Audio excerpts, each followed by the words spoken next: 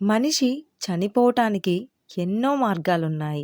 కానీ పుట్టటానికి ఒకే మార్గం అమ్మ.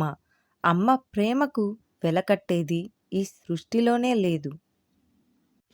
జీవితంలో పాతాళానికి పడిపోయాం.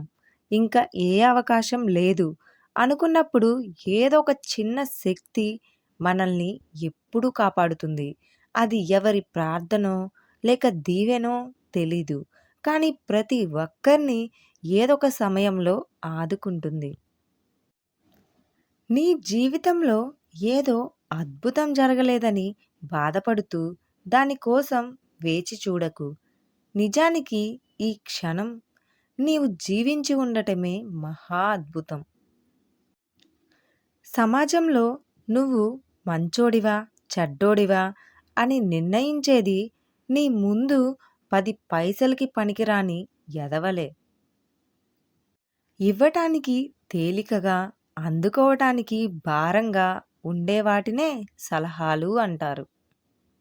నీటికి ఒక రూపమివ్వాలని అనుకోవటం ఎంత మూర్ఖత్వమో, నిలకడలేని స్వభావాలకు నీతిని బోధించాలని అనుకోవటం కూడా అంతే మూర్ఖత్వం. పెళ్ళైన మొదటి 6 నెలలు భార్య మాటలు భర్త వింటాడు. తర్వాత 6 నెలలు భర్త మాటలు భార్య వింటుంది. ఆ తరువాత ఇద్దరి మాటలు ఇరుగు పొరుగు వారు వింటారు. జీవితాన్ని గొప్పగా ఊహించుకొని బ్రతికే వారికన్నా ఉన్న జీవితాన్ని గొప్పగా మార్చుకునేవారు ఎప్పుడూ సంతోషంగా ఉంటారు. నిన్ను ప్రేమించే బంధాన్ని నువ్వు కూడా ప్రేమించడం మొదలు పెడితే నిన్ను ద్వేషించే మనుషుల గురించి ఆలోచించే సమయం నీ దగ్గర ఉండదు. మాట్లాడటానికి కావాల్సింది సమయం లేదా పలుకో కాదు, మంచి మనస్సు కావాలి. అదే ఉంటే కన్నీళ్లు కూడా మాట్లాడతాయి. కాల్చేవాటికి తెలీదు అవి కాల్చేది భూమిని ఏలిన చక్రవర్తినా లేక కూటికి లేని బిచ్చగాడినా అని. కాలేవాడికి తెలీదు పేర్చినవి గంధపు చెక్కలా లేక చెదలు పట్టిన తుమ్మ కట్టెలా అని. చుట్టూ ఈ తతంగమంతా చూడటానికి వచ్చి వెళ్ళిపోయే వాళ్ళకే పట్టింపులు, జ్ఞాపకాలు, కన్నీళ్లు, గొప్పలు, అభిప్రాయాలు.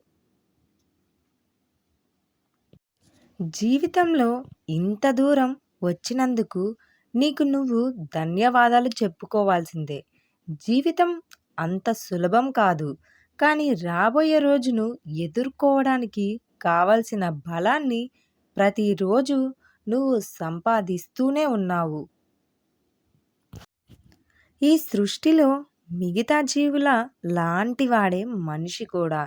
కాకపోతే మిగిలిన జీవుల కన్నా విచక్షణ, తెలివితేటలు కాస్త ఎక్కువ ఉండటం వల్ల అన్ని రంగాల్లో ఆధిక్యం చాటుతున్నాడు. సహజంగానే నాణానికి బొమ్మ బొరుసు ఉన్నట్టుగానే ఏ జీవికి లేని దుష్టఛాయలు కూడా మనిషికి ఎక్కువే. ఇతరులు నిద్రపోయినప్పుడు నువ్వు చదువుకో. ఇతరులు ఆలస్యం చేస్తున్నప్పుడు నువ్వు చేసేయి. ఇతరులు కలలు కంటున్నప్పుడే నువ్వు తయారైపో. ఇతరులు వాయిదా వేస్తున్నప్పుడే నువ్వు ప్రారంభం చెయ్యి. ఇతరులు మాట్లాడుతున్నప్పుడు నీవు విను. ఇతరులు వదిలివేసినప్పుడు నువ్వు పట్టుదలతో వదలకుండా ఉండు. ఇతరులు దుబారా చేస్తున్నప్పుడు నువ్వు ఆదా చెయ్యి. ఆస్తులు సంపాదించాననో, అధికారం ఉందనో, కుటుంబం బాగుందనో అంతా నీ గొప్పేనని గర్వపడకు. నిన్ను ఎవరు ఏమీ చేయలేరని ఉండకు. లేదా దరిద్రం వెంటాడుతుందని, కాలం కలిసి రావటం లేదని, ఆరోగ్యం బాగుండటం లేదని అంతా నీ కర్మ అని అనుకొని నిన్ను ఎవ్వరూ బాగు చేయలేరని బాధపడకు. దేవుడు చివరి నిమిషంలో కూడా అద్భుతాలు సృష్టిస్తాడు. ఒక్కసారిగా ఉన్నవన్నీ పోవచ్చు, లేనివన్నీ రావచ్చు. సృష్టిలో ఏది శాశ్వతం కాదు. మోడుబారిన చెట్టు ఎప్పటికీ అలాగే ఉండదు. చిగురిస్తుంది, పుష్పిస్తుంది, ఫలాల్నిస్తుంది. అలాగే జీవితంలో కష్ట నష్టాలు, మనుషుల్లో రాగద్వేషాలు కలకాలం నిలిచి ఉండవు. గతం గతః అనుకొని బంధాలను చిగురింప చేసుకుంటూ పెంచుకుంటూ వర్ణభరితంగా జీవించాలి. కొన్నిసార్లు మనం ఎదుటివారి మంచి కోరి చెప్పే మాటలు ఎటువంటి మార్పు లేనప్పుడు ఒక్కసారి వ్యతిరేకంగా మాట్లాడి చూడు. మార్పు ఖచ్చితంగా కనిపిస్తుంది. మన ఉద్దేశం అర్థం చేసుకున్నవారు మనల్ని మంచిగా చూస్తారు. కొందరు అపార్థం చేసుకున్నంత మాత్రాన పోయేది ఏమీ లేదు. మనస్సుకు కాస్త బాధ కలుగుతుంది. మన వాళ్ళు సంతోషంగా ఉంటే అదే చాలు. మనం చేసిన తప్పుల కంటే చెయ్యని తప్పులకు మనల్ని తప్పుడు మనుషులుగా వేలెత్తి చూసేవాళ్ళే మన చుట్టూ ఎక్కువగా ఉన్నారు. వాళ్ళు మంచివాళ్ళు అనిపించుకోవటానికి ఎదుటివారిని ఎంత చెడ్డవాడిగా చూపించడానికైనా ఆలోచించరు. కాబట్టి నువ్వు ఒకరి కీడు తలపెట్టాలని చూస్తే నీకు కీడు చేసేవాడు నీ పక్కనే ఉంటాడని గుర్తుంచుకో. జీవితం ఎలాంటిది అంటే అర్థం కాని వయసులో ఆనందాన్ని ఇస్తుంది. అర్థం అయ్యే వయసులో కన్నీళ్లను తెప్పిస్తుంది.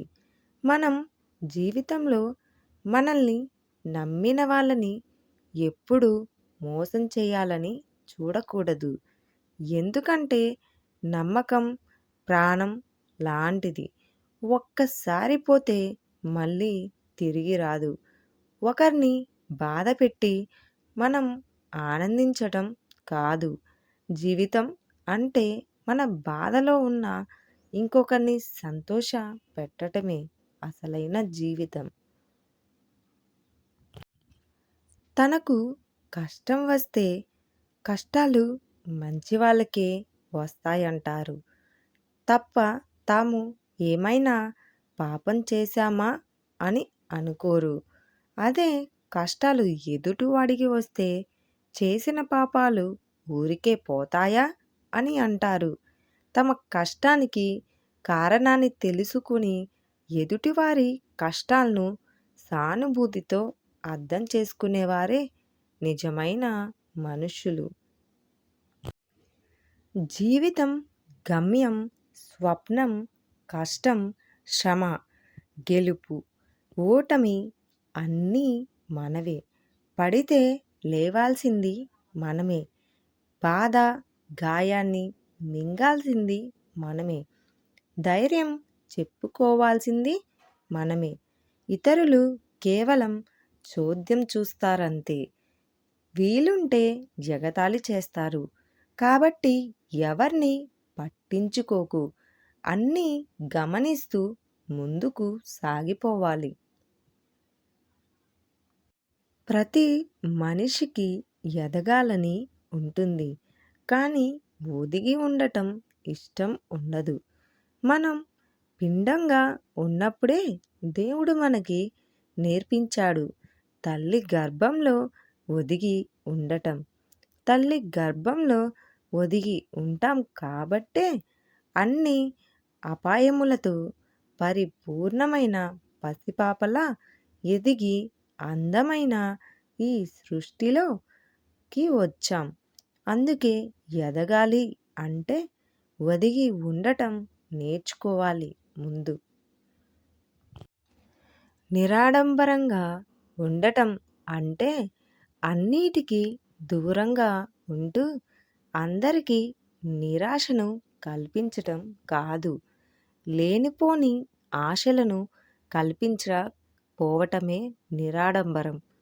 బరువులను భాగ్యం, అదృష్టంగా, బాధ్యతలను భరోసాగా మార్చుకోవటమే నిడారంబరం. ఎన్ని సమస్యలున్నా, కష్టాలు ఉన్నా సరే వాటిని మనోబలంతో ఎదుర్కొంటూ సర్వవేళలా సంతోషంగా ఉంటూ అందరికీ సంతోషాన్ని పంచటమే నిడారంబరత్వం. నిడారంబర జీవితమే నిశ్చంత జీవితం. జీవితం నిడారంబరంతో ఆనందంగా ఉంటుంది. జీవితం మనిషికి దేవుడిచ్చిన వరం. నిన్న కలిగిన బాధను తలుచుకుంటూ కృంగిపోక, నేడు భవిష్యత్తును వాస్తవాన్ని గమనిస్తూ రేపటి ఆనందం కోసం దారులు వెతకాలి. ఇదే మానవ జీవన రహస్యం. మనిషి 3 కాలాలు సద్వినియోగం చేసుకొని జీవితాన్ని నిలబెట్టుకోవాలి. కాలాన్ని వృధా చేసి చేతులు కాల్చుకోకూడదు. క్షణక్షణం సాధన చేయటమే ఆదర్శ మానవుడి సహజ లక్షణం. మనిషి కలల ఫలితాన్ని తేల్చేది వర్తమానమే. అది ప్రత్యక్ష దైవంతో సమానం. వర్తమానోభావ స్నేహం 2 అక్షరాలు, 100 అనుభూతులు, 1000 జ్ఞాపకాలు. అవసరంతో కాదు, ఆత్మీయులతో కలిసిపోతాం. ఆనందంగా సహకరించుకుంటాం. ఏడిపిస్తాం, కనిపిస్తాం, నవ్విస్తాం. చనువు తీసుకుంటాం. అది మన హక్కులా భావిస్తాం. కానీ అంతలోనే పట్టింపులు, కోపాలు, తాపాలు. మనసు కష్టపెడతాం. తరువాత మనమే బాధపడతాం. అయినా అంతేలేని విశ్వంలో మనమెంత స్నేహంగా బ్రతికేద్దాం వీలైనంత. అందుకే మనల్ని వీడి వెళ్ళిన స్నేహాలను స్మరించుకుంటూ స్నేహ మాధుర్యాన్ని గుర్తు చేస్తూ దూరమైన స్నేహాలు కలుస్తారని, దూరమవుతున్న స్నేహాలు నిలుస్తాయని భావిద్దాం. ఈ వీడియో మీకు నచ్చినట్లయితే వీడియోని చిన్న లైక్ చేసి ఛానల్ని సబ్స్క్రైబ్ చేసుకోండి.